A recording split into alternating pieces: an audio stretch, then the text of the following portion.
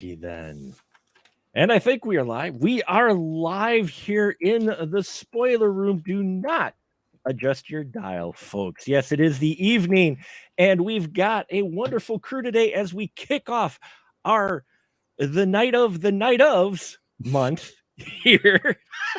Hey, I try to be creative, okay? I could. But yes, all month we are doing movies that begin with Night of, but not finished with Living Dead. Okay, so just we're gonna set expectations now. It is the Night Ofs month, but there is no Night of the Living or Night of Return of the Dead. None of that in the Night Ofs. Okay, closest we got is the Night of the Demons, which is the 1988 horror of 1988 special. That's going to be this month. But otherwise, I tried to pick Night of films that weren't either quite known, that I was curious about, or just it fit the theme, but not a zombie film. And we've got one tonight. In fact, an interesting one that I didn't know exists till I was doing the search for this month's movies.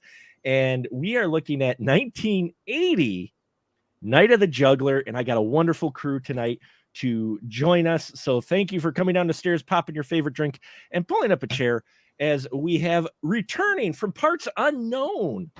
Those dulcet tones, Baby Spice himself, Scotty D, is back in the spoiler room. So excited, so happy to have Scotty D back with us. How you doing, Scott? Doing a lot better, thank you. Fantastic. Almost was a rough time. Had some health issues. Almost went blind. Doing a lot better now. Which, when you're a movie fan, going blind is that's that. Yeah, but we are happy to have you and great to see you on a road to recovery, and so happy to have you back in the spoiler room. And I'm also happy to have my right-hand man, the guy who just keeps coming back for more. He does so much, yet out of his busy schedule, he takes time to visit the spoiler room, none other than Mr. Ian Simmons. Hello, Ian. How are you, sir? I'm great. I'm excited to be talking about possibly my favorite movie, if not of all time, then of 1980. A movie that I only watched, this morning, but wow, what an impact. That you didn't even know probably existed till I brought it up. Right. I'm like, what the hell is this nonsense? And then by the time, like 20 minutes in, I was like, this is the greatest thing I've ever seen. I didn't know it exists. I'm sure I know Scotty knew it exists because I have a history with this movie. Yeah, I'm very excited to hear that. So, with that, since it's been a while, Scotty D, give us the synopsis of. I knew you were going to do this. I should have written it down. Night of the Juggler, please. Okay, bring it. If you can put your mind way back into New York City, not the New York we know today, but the New York that I grew up living nearby, which was a very dangerous but a sprawling and amazing place. It takes place there. It's because this is a 1980 film, filmed in 1978, and we have a ex-cop who's now a truck driver, and he's a single parent, and he drops his kid off to school one morning, and he's all excited. It's her birthday and everything, not knowing that there's this Looney Tunes guy who thinks he's going to be really smart and kidnap the daughter of this real estate developer. What he doesn't realize is that he snatches the ex-cop's kid by mistake and doesn't believe her when she says it's all a thing. And so the rest of the movie is this ex-cop basically running throughout the whole damn city, just getting involved in every kind of hassle you can imagine, trying to get this kid back. Now, it sounds very generic, but when you realize how every single step of the way he comes into contact with the New York of 1980, and it's like it's nonstop, pimps and peep shows and drug dealers and criminals and crooked cops and wealthy real estate people and every step of the way, and he's just and he just he's on this a never-ending quest to just get her back, no matter what, because he knows that he's the only chance this kid has of making it through this safely. And the whole film is just shot in a very visceral, gritty style, hardly any music. Mm-hmm. And it's a really simple plot. It's how it's portrayed that's the surprise. Yeah, you totally agree on that. This film, I'm like sitting here going, how is this film not talked about more while watching it?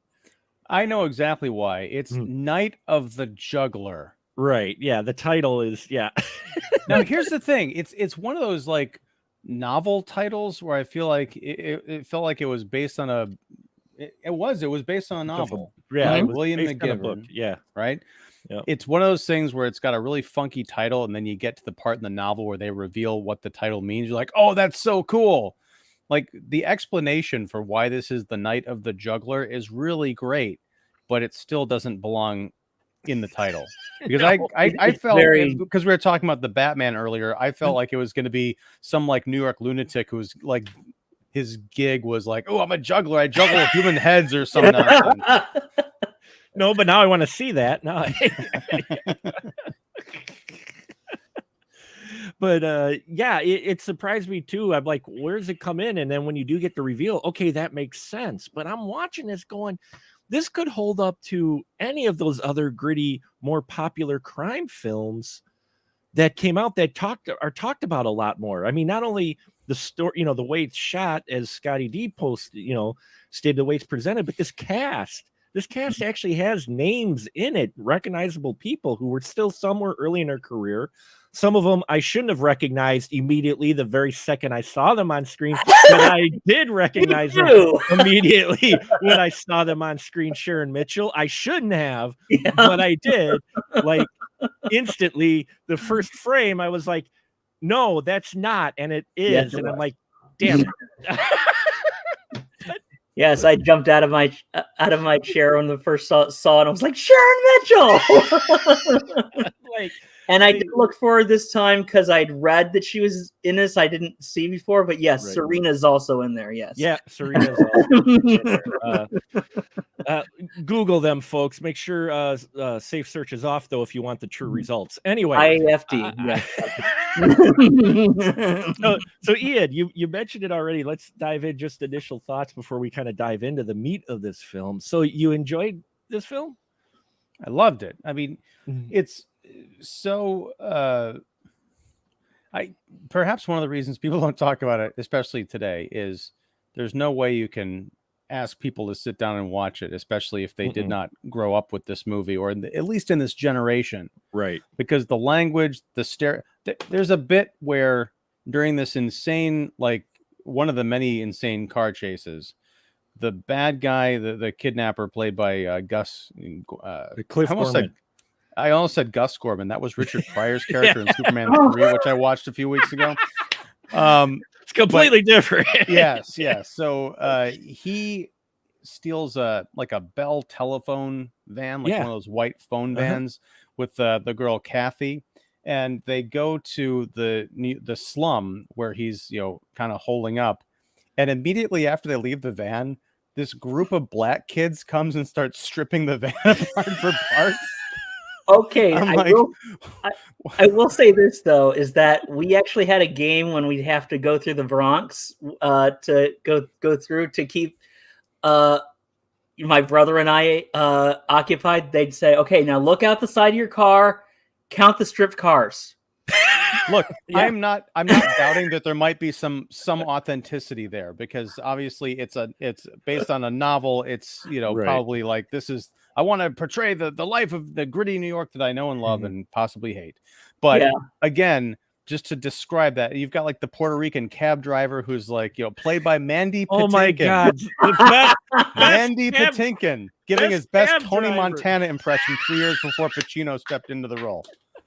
Yeah, Best you can't show driver- this movie today. No, you could, but he was one of the best cab drivers I've ever seen in cinema. That guy, the He was way good. he sells that part was just. says, And I Hang and on. I bought him too. I bought him. yeah. Some of the guys from back then. I'm like, yeah. I'm like, hang on, baby, we're taking a shortcut. What's funny is he was first talking to my brain was like sitting here going, is that Mandy? That's not Mandy Patinkin.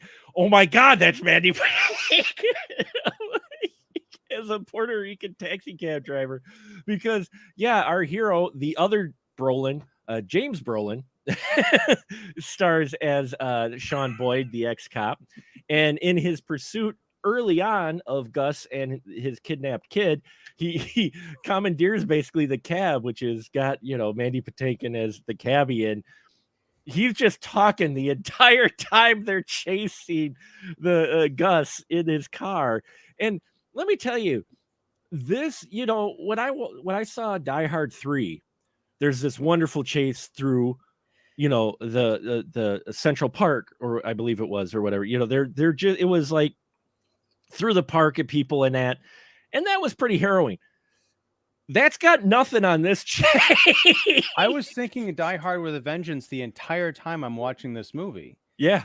It is very. I messaged you, Mark, Yeah. a half hour into watching this. I said this may be the most New York movie ever. mm. And I think Die Hard with a Vengeance might have come close. I mean, you can have your Woody Allens and all that other stuff. They do a pretty good job, but this is the seedy side of New York. This was yeah. Sorry, go ahead. No, I was going to say it's interesting because James Brolin is the protagonist here. Josh Brolin, his son, aka Thanos, aka Cable, he was 12 years old when this movie came out. Mm-hmm. So he was about the same age as James Brolin's character's daughter in this movie. So I wonder if that was some kind of an attraction. Like, I'm really going to get into this because I'm going to imagine what if someone kidnapped my son? Yeah. Who's this age, and I'm going to bring this realism to it. I mean, he's so intense and such a badass that he deserved an Oscar simply for being able to overcome that ridiculous fucking hair he had. I was about to make a joke about the hair. You beat me to it. At least people put it to good use because he gets his hair pulled a few times. Like, yes, use that shit. Yeah. No, this was and it's like I tell, like, now I didn't live in New York City, for the record. I lived in Jersey when I was a little kid, up until I was a teenager. And but we were like about 40 minutes from New York City, and so I'd see it quite a bit. And this was all during the 80s, so I saw, this is kind of what I was used to, especially early 80s. We'd go over a lot, and this is what I was used to. So as much as people talk about Mean Streets and Taxi Driver and these films, Maniac, and these films being like that's what the seedy side of the city looks like. I'm like, yeah, at night. But like most of the thing is during the day and everything like that. And this basically, has the sun shine on this. And there's like where you see like, they're running and they're chasing pedophiles down, but then there's people like around them jogging in the park, and it looks like a lovely park. It's all this stuff. And I tell people to this day when I talk about, what that was like, I said, now keep in mind when I'm talking about New York City, I'm not talking about it to like put on any ears or anything, or talk about anything that's like what you can expect, because this place doesn't exist anymore. It's gone. Right. I mean, I think, it lost a good bit of culture, sure, but let's face it, maybe for human life it was the best. But like this very much is a wonderful testament to New York. This thing hasn't been available on any home format, to my knowledge, since the early 80s. every time Vinegar Syndrome or somebody starts talking about stuff that they want to put out, I'm always like, put out Night of the Juggler, or something like that. Because it's a shame because I watched it on. There's like 3 versions of it on YouTube, and none of them are very good. I watched, I think, the least worst one. I'm like, this movie is so vibrant and alive, even though it's so dirty. But Scott, what you had pointed out is, it takes place during the day, so it's a completely different feel. I think that's honestly what set Die Hard with a Vengeance apart. Mm-hmm. The other 2 Die Hard are like, single location, pretty much nighttime movies. It's got its own kind of unique feel, and I would love to see this thing on Blu-ray. I would love to see this in a movie theater. I know. Oh yeah, right?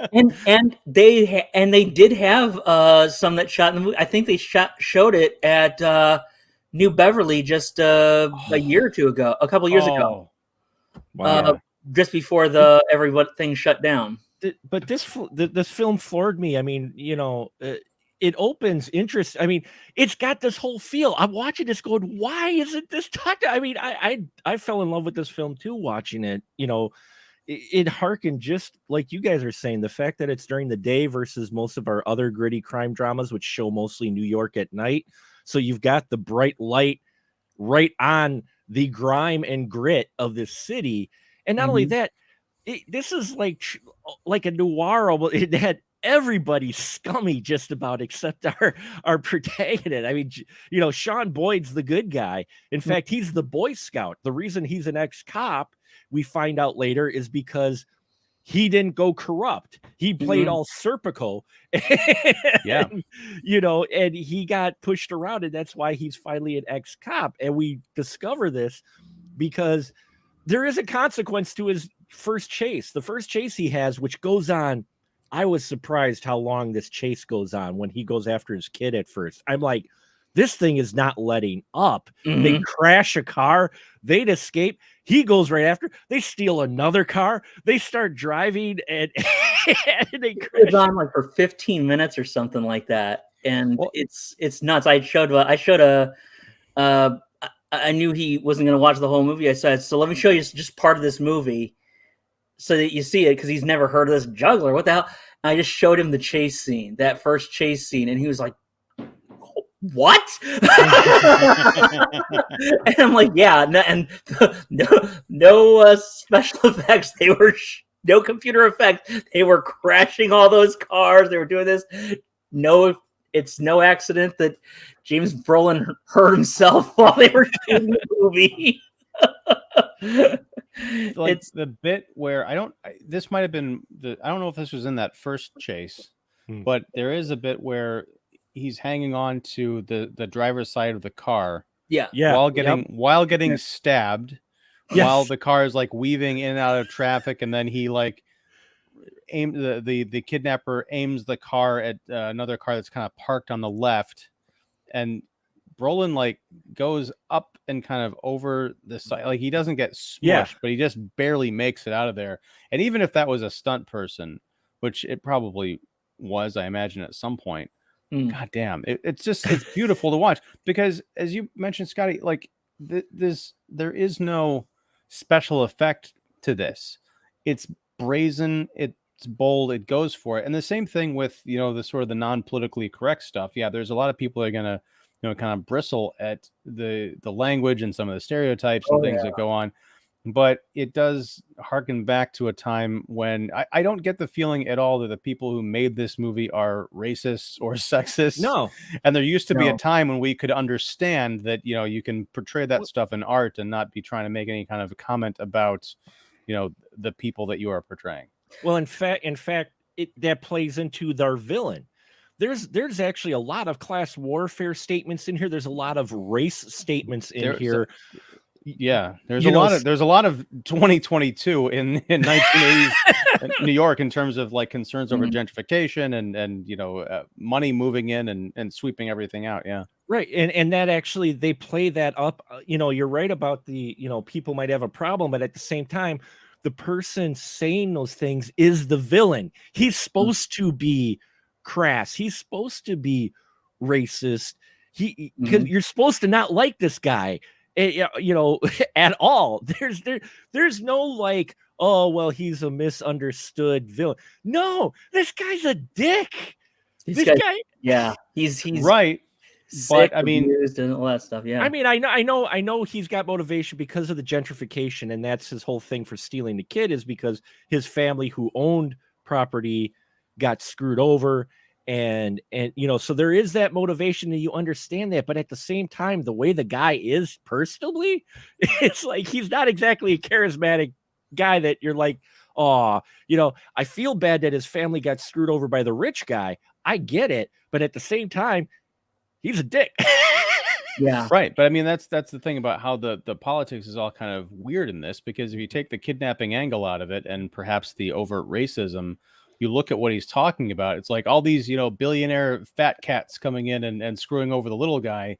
You know, that sounds like he could be a 2022 progressive. Well, the thing is about it is that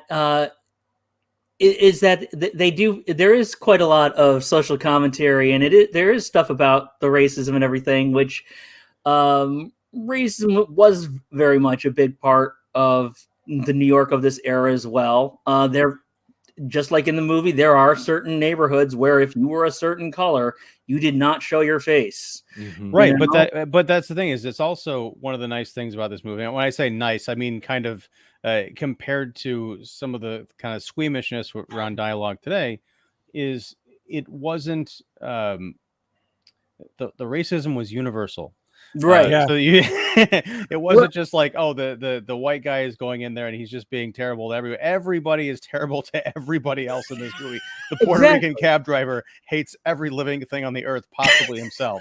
Right, and you know, getting to the point that I think you were saying, if I'm following correctly, Ian, was that that everybody is kind of pitted against each other and everything. But if you look, you just see people struggling. You see everybody struggling in their own way. And some people give in to their hatred and their bitterness and their psychosis, like our villain. And some people have other kinds of racial prejudices, and some people don't. But at the very top, you have these wealthy real estate developers who are just using everybody, Right? Using everybody and pitting them against each other as they kind of sit in lofty. Boy, those are the quietest scenes in the movie, aren't they? When they go into their mansions and you know, of the wealthy real estate developer and everything. Well, you know, yeah. I mean, I understand where you're coming from, but you know, the scene where you know, was it Boyd and his daughter Kathy are, you know, just at home together before they go out to this walk in the park. That's a nice, quiet kind of family scene. Oh yeah. Well, they set that up well, and it's definitely the 80s, because you get the kid going, "God damn, daddy," and he doesn't stop her. Yeah. Because folks, the movie opens with our introduction to our villain, and if you don't get that he's the villain within the first 2 minutes, you're not paying attention, because only a villain puts fucking ketchup on over easy eggs. I'm sorry, that's sociopathic right there. You do not. You want to put them on scrambled eggs? Love it. Okay, you don't put ketchup on fucking over easy eggs. Sorry. You only put ketchup on hot dogs. Sorry. You only put ketchup on burgers. That's it. There should be a big sign on. There should be a big label on like Heinz ketchup, only for burgers. Everything else, learn a new sauce. Like the little pictures of all the foods with little lines through it. So yeah, I mean, Gus is the first guy we get introduced, and he's kind of resembling our, you know, our taxi driver character. So you're like, oh, maybe, you know, you're going that route with it, but you're not. This guy is a true villain. And then you get Boyd, who doesn't make a cake for his daughter for her birthday. He puts 3 hot dogs of variety and a candle in the middle, which so much of this I was just reminiscing on, like the candle where he pours a little bit of the wax on the plate before he puts the candle on top to make it stick. It's just the little things. I'm like, things you miss in the modern day. You're just like, That's awesome. But he makes his kid, and his kid, you find out she's supposed to be on a diet, but he's like, yeah, eating freaking hot dogs. It's your birthday. And she's like, hey, yeah, that's great. But she swears in that. And yeah, he's divorced. And then later on, we get the our villain who's trying to set things up. He steals a car with the most impressive car stealing tool. I mean, this guy knows what he's doing. I mean, this isn't that's how they got my mom's car. Is it really? Oh no! That's how the Oldsmobile went on its big trip to the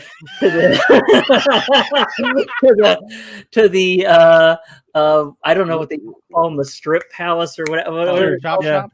Chop shop. Yep, down by where the Meadowlands is. But this guy doesn't do any. Did it turn out the people? Did they find the people who did that?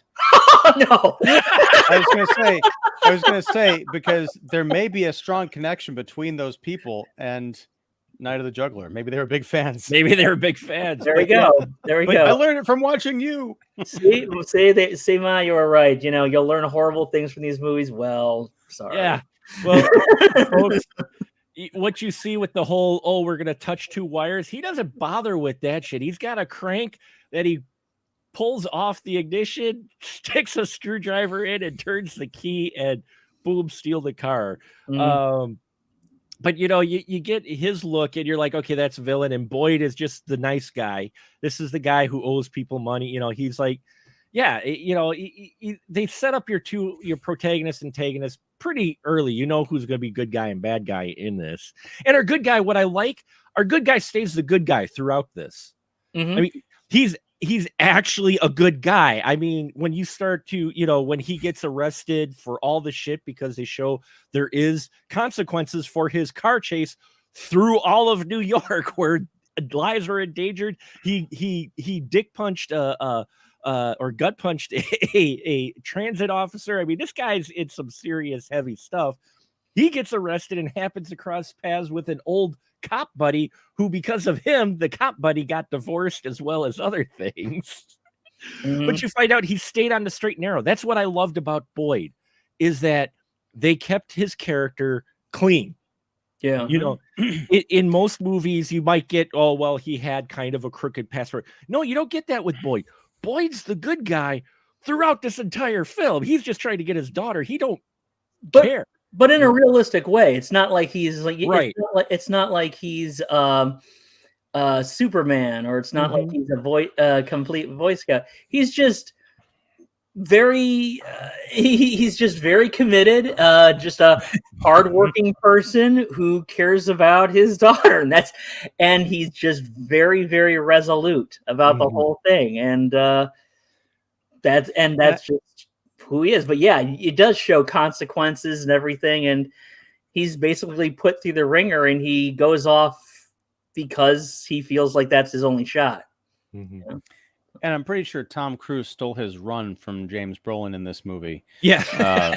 Because like just watching him, run it, you understand, especially during that opening chase, that a lot of this is accomplished through the magic of editing, because right. I mean, adrenaline is one thing, but goddamn, this guy gets knocked around. He must run like 17 miles on foot chasing this car through traffic. But it's so good. And you're right, Mark. He remains sort of pure throughout the film, but he's also a badass son of a bitch. Right. Like, he's not timid about anything. One of the things I just loved is, I feel like they're, Wolverine comics probably from the 80s, where you could see a cover of like Wolverine being surrounded by ninjas, and he's like breaking out, and he's like got the claws out. He's just got like people piling onto him.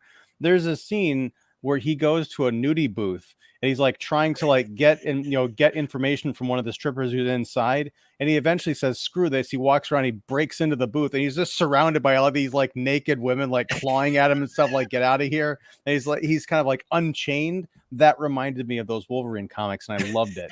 And it's just such a I don't understand nudie booths. You put in a quarter, right? And then everything costs a quarter. Remember, everything costs a quarter. The window goes up. You see like a naked woman like talking to you on the phone, or dancing, and then it goes down after like 30 seconds. You can't even get a good rhythm going. You need like $25 to do anything in one of those places. I don't know how long those things lasted because I knew people who worked the booths, but I didn't know. Wait. Cleaned them or danced inside? No, danced inside. Oh, okay. Inside, and I didn't know anybody who. I've never been in one of the booths or anything like that, so I don't know how long they lasted. But I imagine it wasn't quite as quick as it is in the movie. But yeah, those things like just went like just gave you like a peek. You know, it was a peep show. It was a peep show. It was like just like peep. That's it. Yeah. and that's where I recognized. Sharon Mitchell. She came on the store. I was like, I love Sharon Mitchell. She's Dr. Sharon Mitchell. She's a wonderful person. She is. She's been in a variety of different films. It was kind of fun to see her in this role in a mainstream film. Yeah, and this is before the big those films moved out to the West Coast. So right. So it was actually made sense that they were in this, because they were probably shooting another movie at night or something, Most likely. But she's the one that finds the dog tag. This is what's interesting. This film, the story is just great because it's, you would think it's hopeless that he can't find his daughter in this abandoned, rundown area.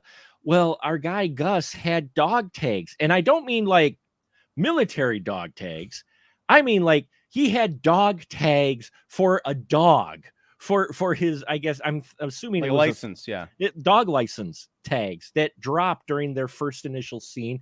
And Sharon Mitchell is one of the people that actually picked up the tags, who after we get this wonderful, just ballsy move of just going into that pit, like you said, with all the people, and then the bouncers come, and these guys are bigger than him, and he doesn't care. He's still punching them. He's like, I don't fucking care. I just want the dog tag, and every person he's trying to say, this guy has my daughter. She has something that might lead to. Nobody gives a rat's ass in New York about this guy's problems because everybody has their own problems and they don't want to get involved. And the most they can see is some guy sneaking into the nudie booth to try to get at all the ladies. And after he goes through all of this, then she comes out. Oh yeah, by the way, here's the. He's like, after he goes through hell, if you're willing to do all that, which. You get this wonderful scene right after that, then, where he goes to get the licenses tracked down, where we meet Julie Carmen's Maria, who was in Fright Night 2, which we reviewed last month. She played the vampire. You get her, and this wonderful scene where he's talking to the head of this kennel, and they go down to the records. Yes, folks, this is before computers. So they're going through boxes of stuff. And you look at this and I love it because this all felt, a lot of films like this now, especially nowadays, and I hate to say, now versus later, but it's hard not to. It felt real in this. Everything that happens, how he wins people over, how he gets people to help him or not help him, felt grounded to me in this. This just felt like real people. This felt like the character of the city of New York. This felt like real people. These weren't specific caricatures who, of course, they're going to help him. No, some people don't give a rat's ass. And for me, I think that's part of the appeal, is that it felt grounded this whole time. Everything, pretty much everything that happens in this film, nearly everything, it feels grounded. Yeah. And I think Julie Carmen is great in this, kind of a supporting role. She just kind of pops up in the picture and then she exits. It doesn't become like a whole romance thing or anything. Right. Yeah, I mean, you get the feeling that there might be something later because they definitely make at least a friendship connection. Right. But yeah, it's not. They don't have this extended relationship, and she doesn't get like caught up in being taken hostage or shot or something in the final showdown.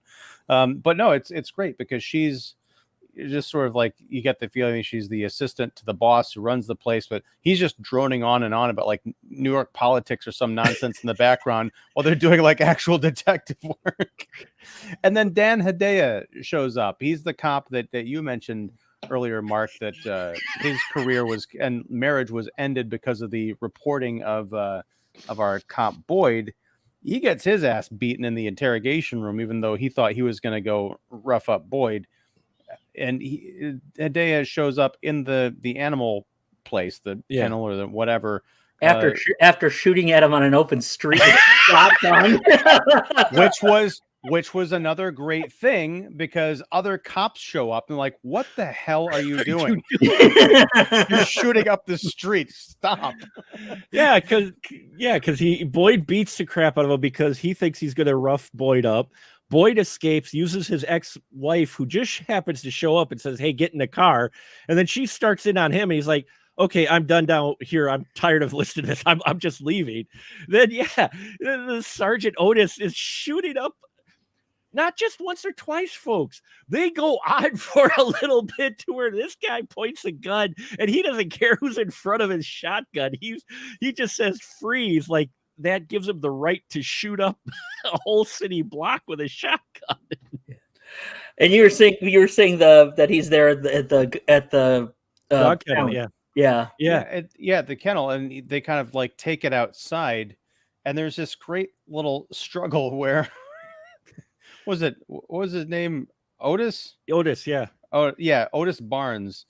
He gets flipped over this gate, and it turns out he's falling like into this dog pit. He gets mauled by these like Dobermans. Yeah. But he doesn't die. He's gonna be kind of okay, but it's just enough to get him to neutralize the threat so that Boyd can go on and solve, get his daughter back. And through it all, Dan Hedaya never blinks. I don't think he had his eyelids installed at the time of this movie. Did he ever though? Did he ever actually? His eyes just get wider. I think they go wider. They never blink. They just go wider and smaller, but never actually close. But you know what the interesting thing about his character is, I didn't feel sympathy for him because he's not a nice guy, but I did understand his frustration because he had an affair. Granted, I can't remember the phrasing, but it was like, he was banging some Puerto Rican chick in the station. Right. So you never know if it was like someone he brought in off the street, like arrested them and took advantage of them, or whatever the situation was. But his entire life was destroyed because someone reported this indiscretion. You almost wonder if Boyd's kind of Boy Scout routine went a little bit too far, if he was like the hall monitor cop. Well, no, not exactly, but you do get that word from the one character that we haven't mentioned, who's probably the second most decent person out of the whole cast, our Lieutenant Tonelli. Mm-hmm. Good performance from him. For Richard Castellano. Castellano, thank you. Yeah, Richard Castellano, who I believe from Godfather.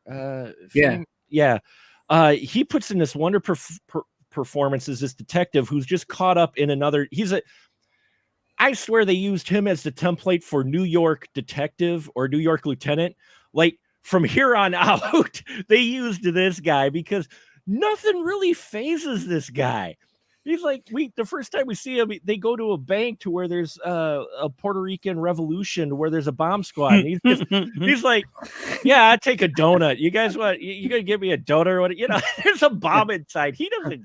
For those of us, listening to this for the first time and not seen this movie, this is not an anti-Puerto Rican movie. You wouldn't think from all the plot points, but it isn't actually. It's that the racial collisions in the movie do figure into the landscape of the film. Yeah, it's very much plot points. It's the character. It's the character of the city and of the film. They're trying to convey that fact because we even get that later on. If you don't get the point across, to where you have the lady who helps Maria and Boyd get away from the gang. Oh yeah, who he confronts, who she starts on a rant about white people and about gentrification and about how how blacks are treated. And then And she's right. and she's like, and then when they're done with the blacks and they bring in the Puerto Ricans, and she's like, and nobody likes the Puerto Ricans. Yeah. Okay, she's right until then. Right until then. But you can tell they really are trying to portray that even though New York's a melting pot, there is racial frustration across the board. It's not just the Caucasians versus everybody versus everyone in this. I know. It's like I said, the- they keep everybody fighting each other, They are. Although, to be fair, there is that one kind of a tender scene where our kidnapper, Gus, has Kathy, and they're in like this kind of like basically a bombed out slum, and they come across this black wino again. Oh my just God, breaking stereotypes left and right. Yeah. And they do the races come together when the black wino suggests that they share Kathy, who has just turned 13. It's her 13-year-old birthday. Yeah. Like, I got this bottle of wine, and what do you say we Have a party share, with her, brother? Yeah. Yeah. Wow. Oh my God. There are a number of times, man, where I just was like, oh God. This movie is it's gritty and grimy. Is really, yeah. It's supposed to be though, but it's like, yeah. You look at where it goes and you're like, you forget that for a while that was in a lot of different movies, and you forget that it was there till you see one of the older movies and you realize, oh yeah, they went there with those things, like on camera, like not even implied. It's like at least a couple times during this movie, you're going to go be like, oh, it's like just not. Oh. Yeah, and that's one of them where you have the drunk. It makes you really uncomfortable. Where you have the wino in the slum, and they're like, hey, and you're just like, yeah. Mm-hmm. And that's where, yeah, at least our bad guy Gus stands up. Kind of. He reveals himself later, though. Oh my God, does he reveal himself later? Which I read up a trivia, and oh my God, that could have been even worse. And yeah, there's a line that I won't go into, but it's the one thing where the print I watched this time was slightly better. The one I'd watched before was like one of the old VHS ones, very grimy, faded. This one was taken off, I think, Action Max sometime in the 90s or something. And so it was a little clearer, still pan and scan and everything, but and in this time you can actually see that the lip movements, it was dubbed. It was definitely dubbed. Yeah. You can see it's a dubbed in a voiceover, and it's thank you for dubbing it. Thank you for dubbing it, because I guess it was taken kind of from the book, but I am so glad they dubbed it, because near the end of the film, Lieutenant Tonelli, he ends up at the rich guy's house because they realize that the rich folks realize that they're getting a call from a kidnapper saying, I have your daughter. And they're looking at their daughter across the way going, okay. And so they realize they call the cops, and Tonelli goes, oh, he must have Boyd's daughter. I mean, he puts it together fairly quick. So they set up this whole money drop thing that Gus wants. And so you realize Gus, he worked the sewers, and it's not a plan that's going to go the way the cops think it is. But Boyd is on his trail. But at one point, Boyd is chasing our guy Gus, who's pulling his daughter, Boyd's daughter, along, and he yells, "Was it something along the lines of "She's mine"? Or I'm going to take her. I'm going to keep her or something. I'm going to keep her is what he says in the movie. And what he originally said was something far more graphic, involving something more intimate with the daughter. And they decided that was too much.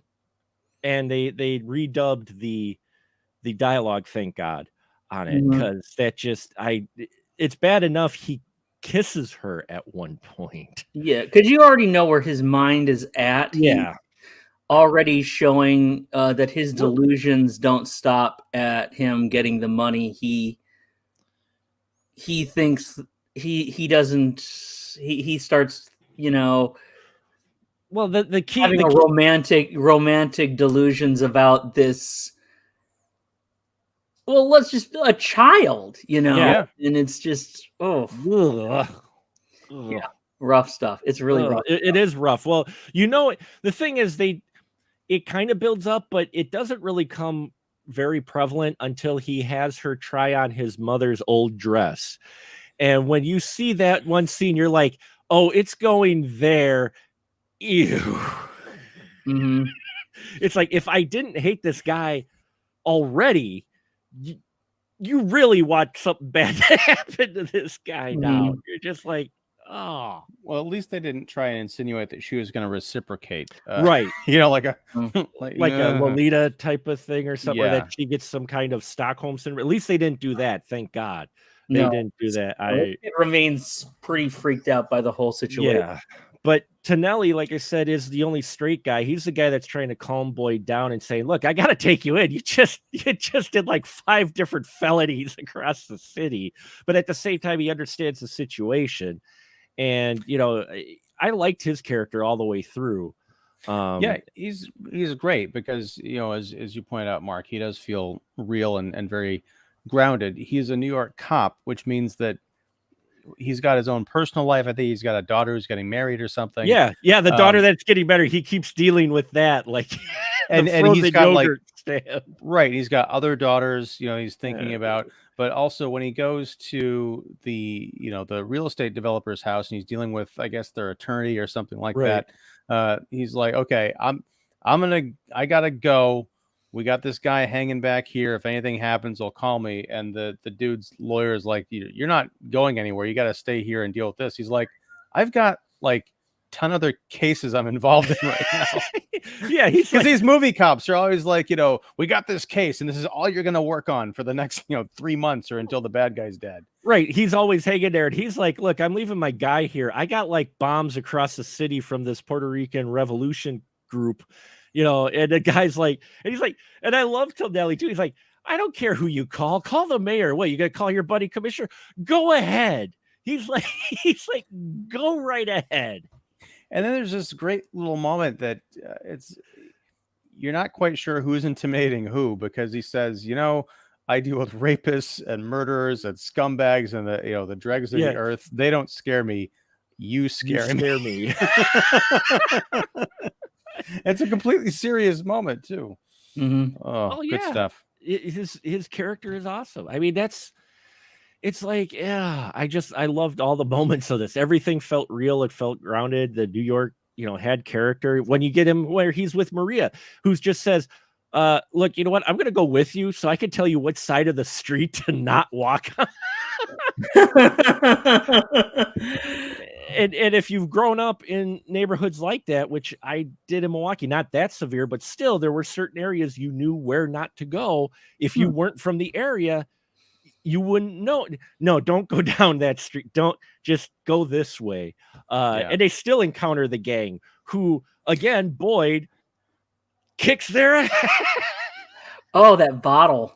The bottle. Oh, that's the thing about the violence in this movie. I mean, it's not like this isn't like Cobra where he leaves a trail of like several dozen bodies or anything like this. But it's just get them out of the way, whatever. But like if he comes across anybody, or if the villain Skolnick there comes up against any of the villains, every impact, whether it's a punch or a knifing or somebody gets glassed by a bottle or sliced or something, every impact seems to hurt. Yeah. It's just so grittily done. I mean, the everything just seems so. Even though even though the whole thing is like this microcosm of New York City, so that everything is exaggerated in this 100-minute movie or whatever,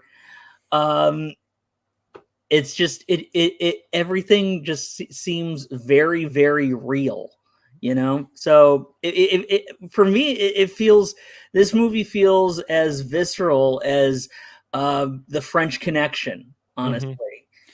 Good. I guess an alternate title for this was New York Connection.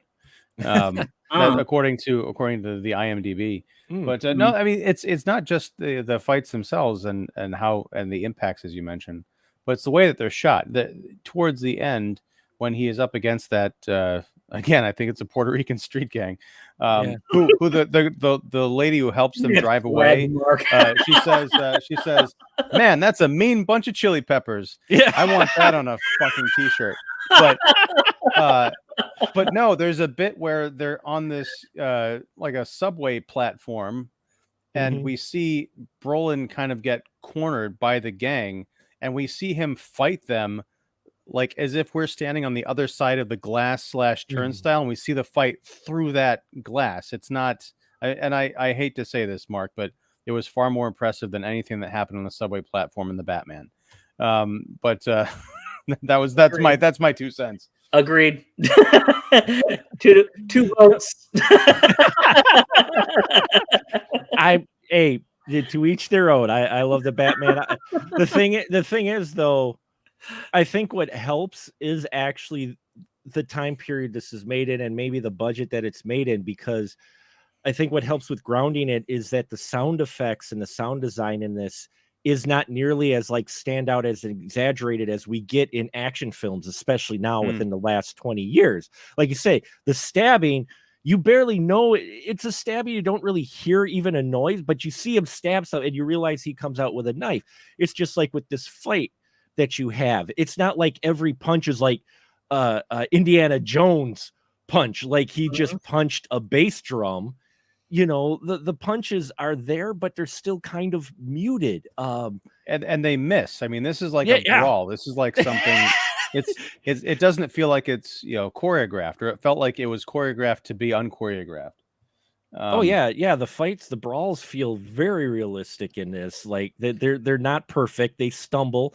Even the chase through which I'm like sitting here going, I want to know who paid for the insurance for this film. Because when they're in the scene in the slum with the destroyed buildings, you've got your main actors running across rubble, and running and crawling over rubble. And it's like, I'm like watching this going, my brain jumped out of the film just for a minute and went, holy shit. Like, that shocked the hell out of me. I was looking at that like, that's not a set. No, that's not a set. That's the real thing. Were these demolished buildings that you just saw for years, where there's just these ruins of wrecked buildings that they were figuring out what to do with. Yeah. And they're running across it, and you can tell it's not like they're running across a board that's on these either. Their legs are moving over and rocks are moving as they're running. I'm just like, wow. Before we go any further, I just want to say welcome, Petty. Sorry, we were deep in the conversation. He said good evening, everyone. He just passed to say hi. He didn't see the movie, but he says from our reviews, it's a fun movie. Yes, it is. Yeah, definitely look it up. It's quote unquote fun. It's not. This isn't necessarily a feel good movie, but it's a hell of a piece of filmmaking. I think it's a thrill ride. When we say fun, it is a roller coaster. It is one of those to where a film like this, especially one that's probably not talked about as much as it should, this thing moves. I mean, this film is constantly moving, even in the slowest part. Once the daughter is kidnapped, this film does not stop. And that happens pretty quick. And it happens fairly early.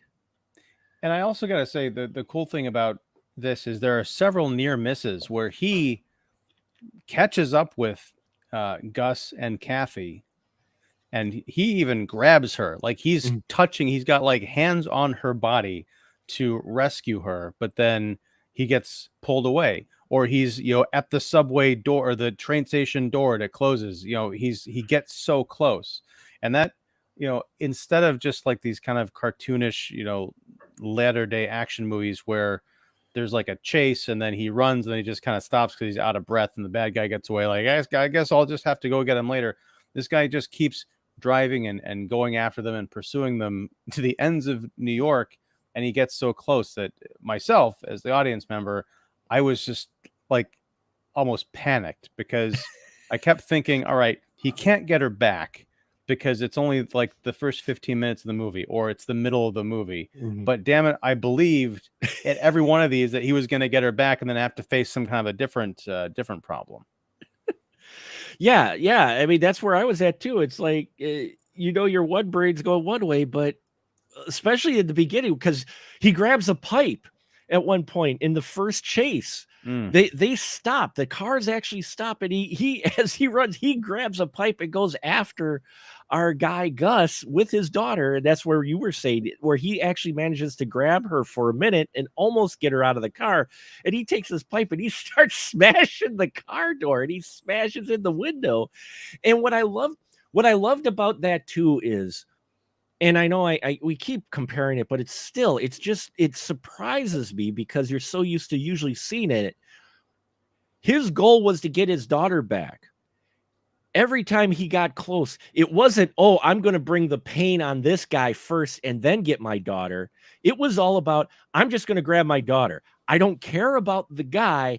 I want my daughter. Mhm. And I think that's what helps with the energy and that feeling of anxiousness with it, is that not until like the very end, and even at the very, very end, until he just goes fisticuffs with the guy when he gets his daughter away, until that point, his sole purpose is to get his daughter and not dole out vengeance or justice or whatever on the guy who's stealing her. Whereas a lot of other newer films like this, he goes after the guy. It's like, Right. the kid is sitting there and he's wailing on, or, they're fighting and the kid's in the corner, scared or whatnot, or tries to help and fails. In this one, his sole goal is to get his daughter, and it stays that way in this motivation. And that's what I love about his character, is that he is just sole purpose is to get his daughter back. He doesn't care if this guy gets away even. He just wants his daughter. It's not there's like a million things of like, and I wonder if maybe, I don't know. I think, first of all, I think I when I first reviewed this, it was for a project where we were going to, me and another friend, also critic Jesse Hoheisel, we were going to review every film of the 80s. That did not work out because he had a family like very soon after, and I said, yeah, you're not going to have time, buddy. That's an ambitious project. That's an ambitious project. But we started for a while, and I did print out some of the stuff that I did write out some of the things that I did see from 1980. This, I believe, was the second official wide release of 1980. Really? First being Windows. Oh, okay. And so like I wonder if during that time, this is around the time where you had like all the Death Wishes and all the other and Exterminators and stuff like that. I wonder if this could have gotten. Hey. Sorry, getting my cat. She's scratching stuff right by the microphone. I wonder if this got kind of lumped in with that, with the impression that, oh, it's another revenge movie, because it absolutely is not. It's like you say, No.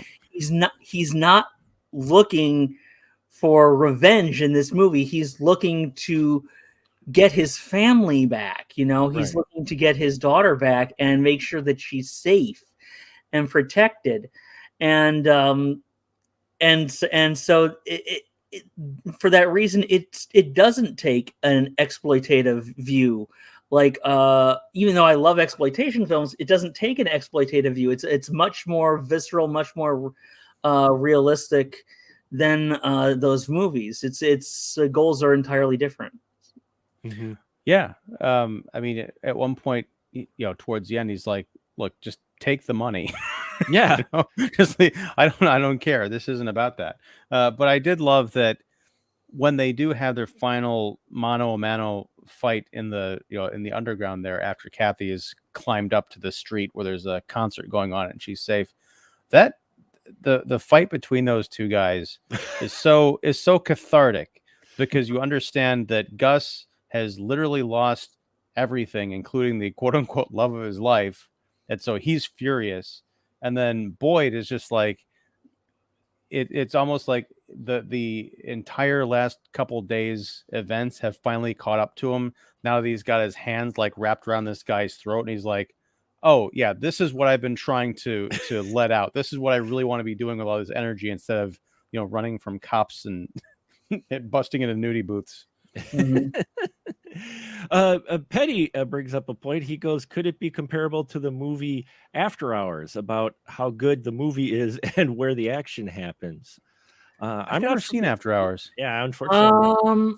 It's What been a about- long time, but After Hours, of course, being a comedy, Right. but it's also I can see where you're going with that, if I'm not mistaken, where like this guy gets basically run throughout New York City. So I can see it in that way. I would say that because of the satirical and kind of satirical nature of After Hours, that movie feels like it almost exists in another world at times. Mm. And this one feels like it exists, somewhere, Rodney Dangerfield used to have a great joke where he talked about the clubs he used to work at.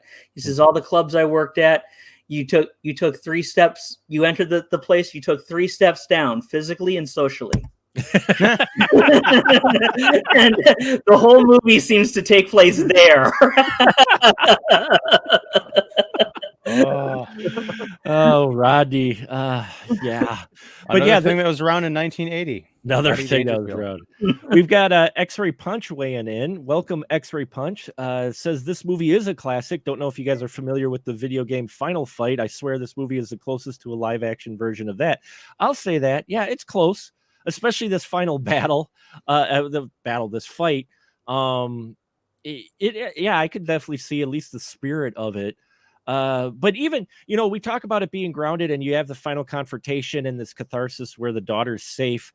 At this point, you don't mind Boyd beating the crap out of Gus either, though. That's the whole thing, is they set up the motivation very well, and it's still a realistic fight.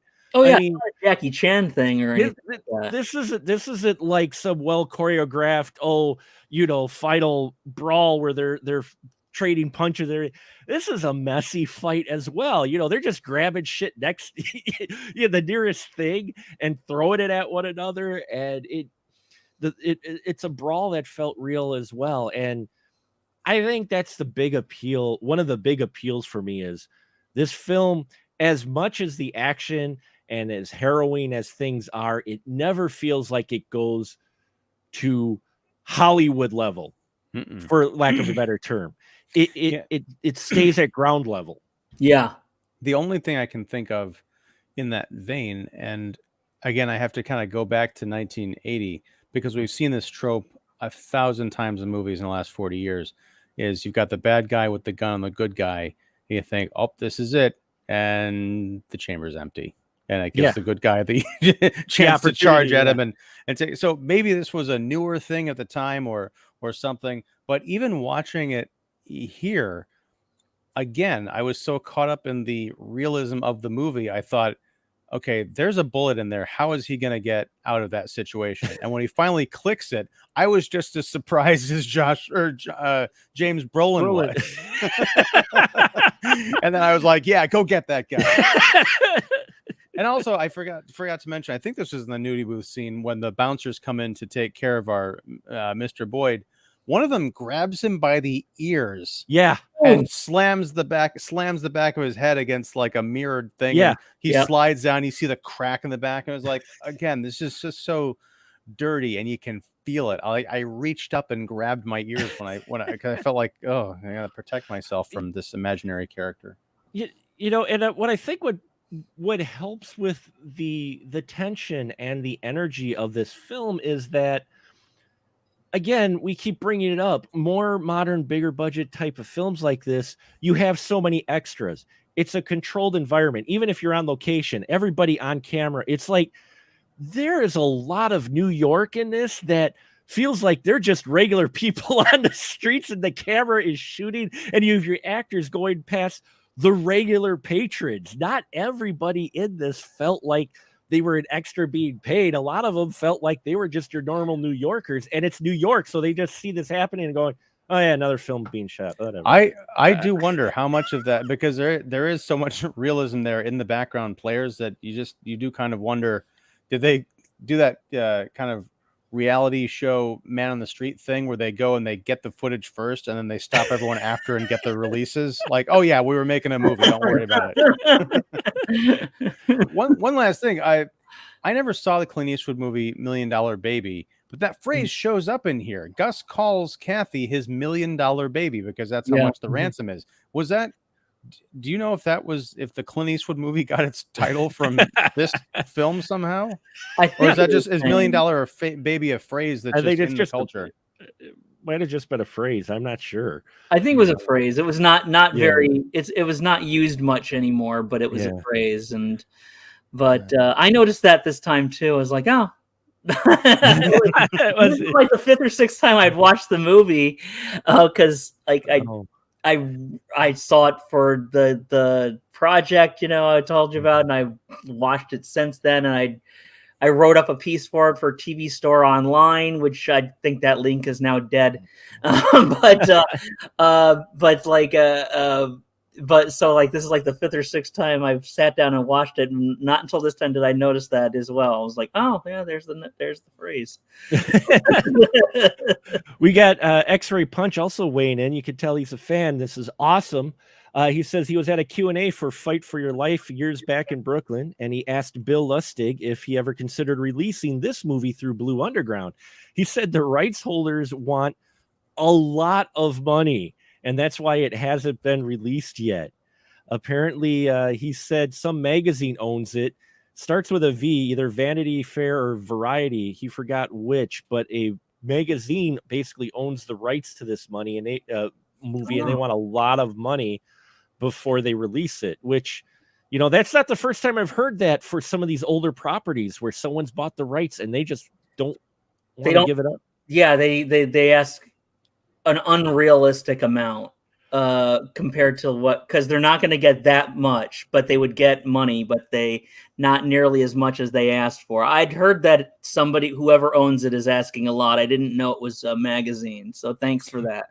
What it was is it's Barbara Streisand, because James is Mr. Streisand now. She's like, don't worry, honey, no one's ever going to see this movie. I told Vanity Fair if they want to license it, it's going to be $500 million. And it's just a shame, and I think we'll wrap it up here. It's just a shame because, again, I'm glad I picked this. I just picked it because it said Night of, and I saw who was in it, and I'm like, I've not heard of this film before, and why I do to lure me back. and why I pick some of these films is just for that reason, is because I'm interested in them, and it gives me a great reason. Not that I really need one, but still, it gives you the extra motivation to watch films like this, and I'm glad I did. Because I wouldn't know this, and this is a film I could see myself watching again. It is one of my favorite 80s films, crime dramas, and it holds up to repeat viewings. It really does. And it just holds up in general. I mean, even with the material that we talk about, there's still themes and subjects that are being presented today in film.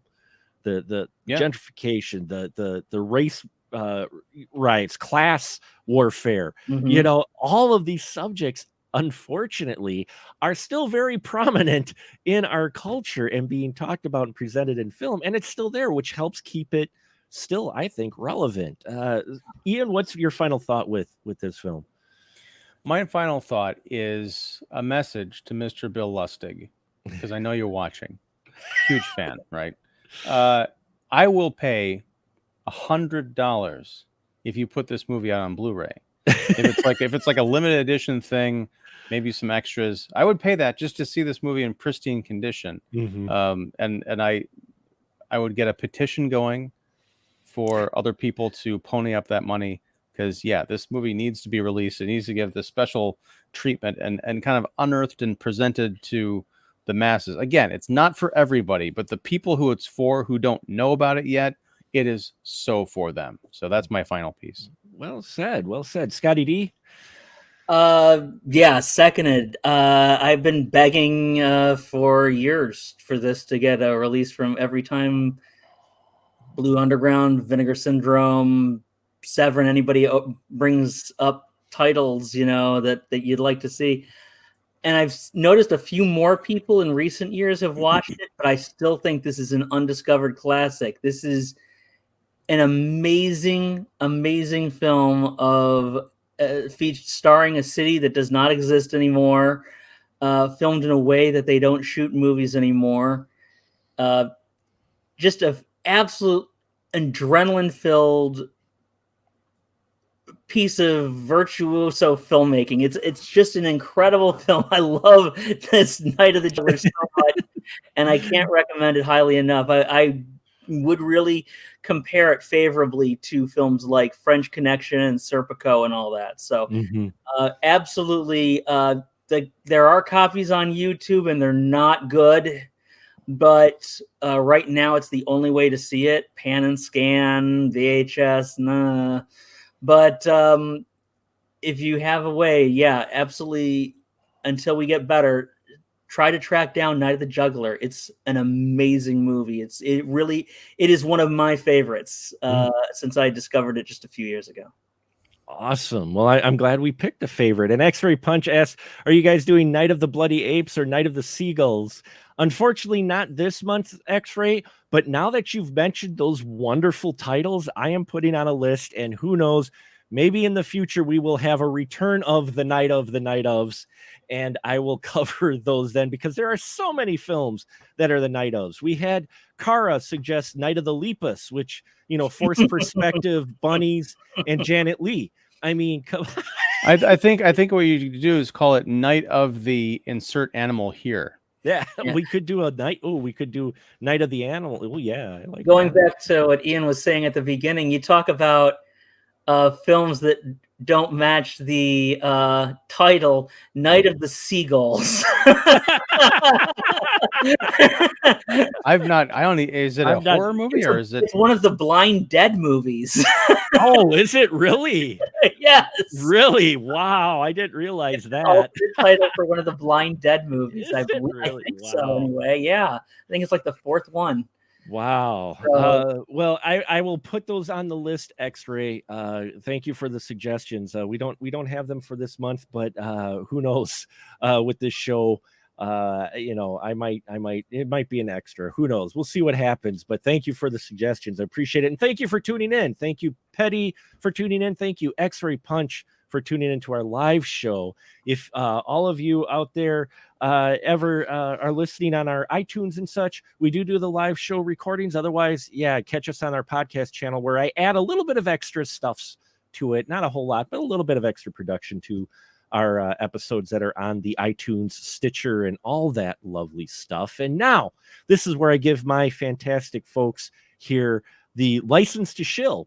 So the floor is yours, Scotty D. You got anything out there? I know you still got stuff hanging out there. I've got stuff hanging out there. I'm just happy to be alive. Yeah, I know.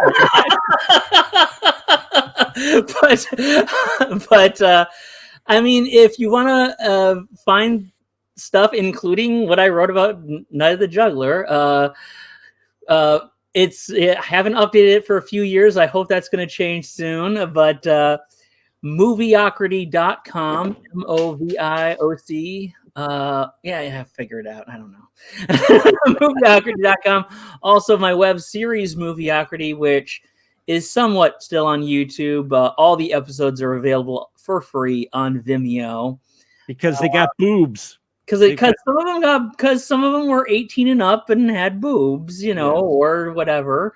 And then you can see me on other old episodes of hear me on the old episodes of Spoiler Room, Astro Radio Z, all that fun stuff. Whoever else was nice enough to put me on and everything, and Film Geek Central from way back.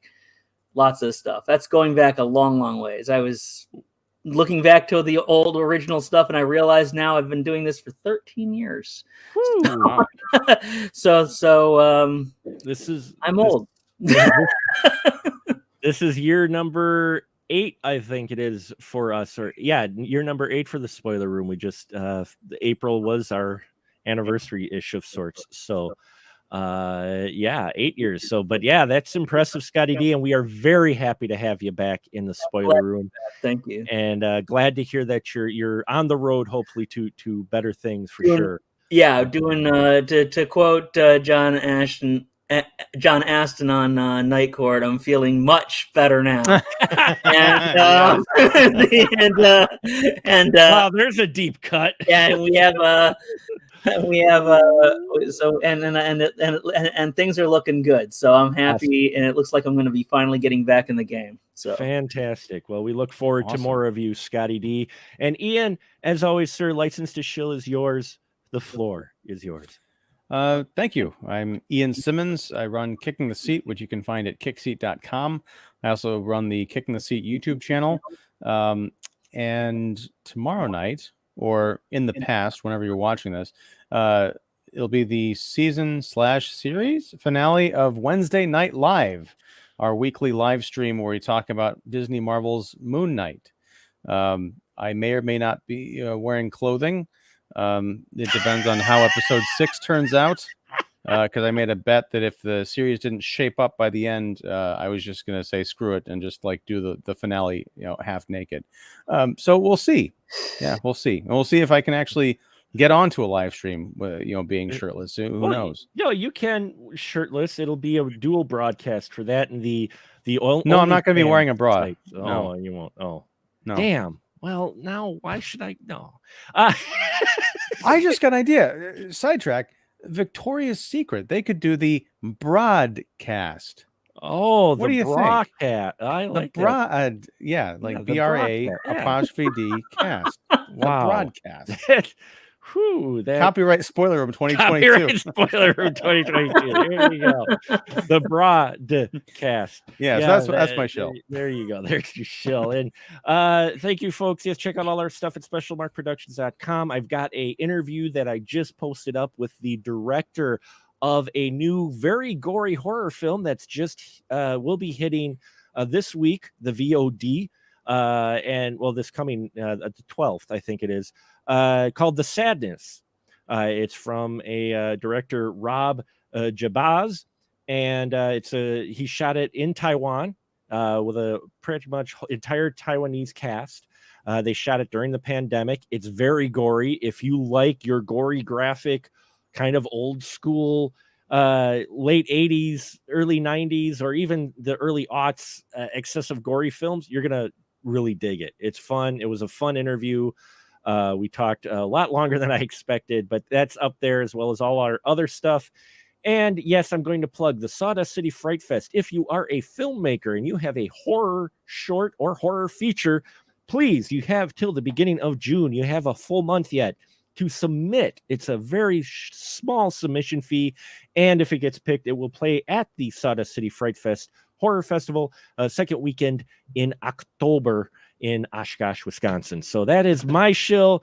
These are my wonderful crew members, and you are my wonderful listeners, as well as the watchers on the live. Thank you so much. And until next time, we'll just say a good night, everyone. Good night. Good night.